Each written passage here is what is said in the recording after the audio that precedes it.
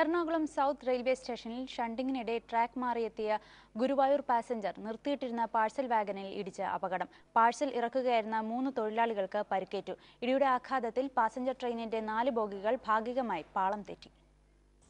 Ernakulam south സ്റ്റേഷനിലെ 1-ാം number ട്രാക്കാണിത്.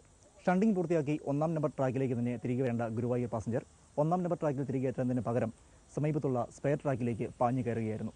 12 തൊഴിലാളികളാണ് ഈ സമയം സ്പെയർ ട്രാക്കിലുണ്ടായിരുന്ന പാഴ്സൽ വാനിൽ ചരക്ക് ഇറക്കിക്കൊണ്ടിരുന്നത്. ഇവരിൽ 3 പേർക്കാണ് പരിക്കേറ്റത്. വൈകിട്ട് 7 മണിയോടെയായിരുന്നു സംഭവം. ഷണ്ടിങ് നടത്തി പിന്നിലേക്ക് വരികയായിരുന്നു ഗുരുവായൂർ പാസഞ്ചർ. പരിക്കേറ്റ തൊഴിലാളികളെ എറണാകുളത്ത് സ്വകാര്യ ആശുപത്രിയിൽ പ്രവേശിപ്പിച്ചു. തലയ്ക്കും മൂക്കിനുമാണ് ഇവർക്ക് പരിക്കേറ്റിരിക്കുന്നത്. ഇടിയുടെ ആഘാതത്തിൽ ഇവർ ബോഗിക്കുള്ളിൽ വീഴുകയായിരുന്നു. അന്യസംസ്ഥാനക്കാരായ ഏതാനും സ്ത്രീകളും കുട്ടികളും അപകടമുണ്ടായ ട്രാക്കിനരികിലുണ്ടായിരുന്നു.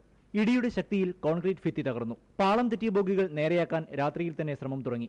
ട്രാക്ക് പോയിന്റ് ചെയ്തതിലെ അപാകതയാണ് അപകടത്തിന് കാരണമെന്ന് സംശയിക്കുന്നു. പിന്നിൽ നിൽക്കുന്ന ട്രെയിൻ ഷണ്ടർ ട്രെയിൻ ട്രാക്ക് മാറിയോടിയത് മനസ്സിലാക്കി അപായ സൂചന നൽകിയിരുന്നോ എന്നതും ഷണ്ടിങ് സമയത്ത് ട്രെയിൻ അമിത വേഗതയിലായിരുന്നോ എന്നതും വ്യക്തമല്ല. വലിയൊരു അപകടം ഒഴിവായതിന്റെ ആശ്വാസത്തിലാണ് Ernakulam south railway station. Pradeep Joseph, Manorama news.